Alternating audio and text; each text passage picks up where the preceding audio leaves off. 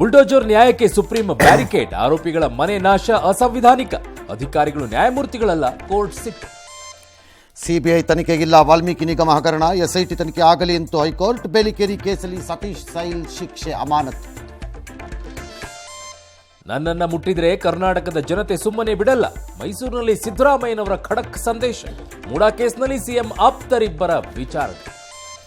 3 ಕ್ಷೇತ್ರದಲ್ಲಿ ಹೆಚ್ಚು ಕಡಿಮೆ 81ಕ್ಕೂ ಹೆಚ್ಚು ಮತದಾನ. ಚನ್ನಪಟ್ಟಣದಲ್ಲಿ 89ರಷ್ಟು ವೋಟಿಂಗ್ ದಾಖಲೆ. ವಯನಾಡಿನಲ್ಲಿ ಪ್ರವಾಹ ಸಂತ್ರಸ್ತರ ಸಮಾಗಮ. ಕೋವಿಡ್ ಕೇಸಲ್ಲಿ ಬಿಎಸ್ವೈಗೆ ಸಂಕಷ್ಟನ, ನಾಳೆಯ ಕ್ಯಾಬಿನೆಟ್ನಲ್ಲಿ ತನಿಖೆಗೆ ಸಮ್ಮತಿ ಸಿಗುತ್ತಾ? ಗುನ್ನಾ ವರದಿಯಲ್ಲಿದೆ 340 ಕೋಟಿ ನಷ್ಟದ ಲೆಕ್ಕ. ಬಿಜೆಪಿ ಕಾಂಗ್ರೆಸ್ ಮಧ್ಯೆ ಮುಸ್ಲಿಂ ಗುತ್ತಿಗೆ ವಾರ್, ಮುಸ್ಲಿಮರಿಗೆ ಮೀಸಲಾತಿ ಸಾಧ್ಯವೇ ಇಲ್ಲ, ಮತ್ತೊಮ್ಮೆ ಅಮಿತ್ ಶಾ ಮಾತು. ಸಚಿವ ಜಮೀರ್ ಬೆನ್ನಿಗೆ ನಿಂತರು ಮುಖ್ಯಮಂತ್ರಿಗಳು. ರಜಾಕರು ಮುಸ್ಲಿಮರಲ್ಲ ಅಂದ್ರು ಪ್ರಿಯಾಂಕಾ ಖರ್ಗೆ. ಹೋಗಿದ್ದು ನಮ್ಮವರ ಜೀವ, ಯೋಗಿಗೇನು ಅಂತ ಖರ್ಗೆ ಪ್ರಶ್ನೆ. ಮರಕುಂಬಿ ಪ್ರಕರಣದಲ್ಲಿ 98 ಮಂದಿಗೆ ಜಾಮೀನು. ಚೆನ್ನೈ ವೈದ್ಯನಿಗೆ ರೋಗಿ ಸಂಬಂಧಿಯಿಂದಲೇ ಚೂರಿ. ಆಡಳಿತದಲ್ಲಿ ಇಲಾನ್ ಮಸ್ಕ್, ವಿವೇಕ್ಗೆ ಟ್ರಂಪ್